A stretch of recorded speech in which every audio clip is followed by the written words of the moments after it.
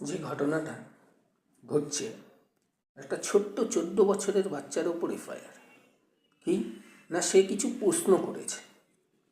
ধরুন, শিক্ষা যখন সে গ্রহণ করছে এবং শিক্ষাটাকে ঠিকভাবে সে গ্রহণ করছে, তখন তার কাছে অনেক কিছু নিয়ে প্রশ্ন আসবেই।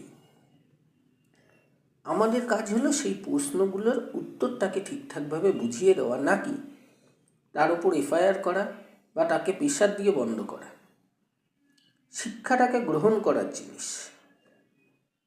যে বাবাজি করে ঘুরে বেড়াচ্ছে তাকে সম্মান দেবো, আর যে সত্যিকারের শিক্ষাটাকে গ্রহণ করে নিয়ে প্রশ্ন করছে তাকে অন্ধকারে আটকে রাখার চেষ্টা করব, সেটা তো ঠিক নয়।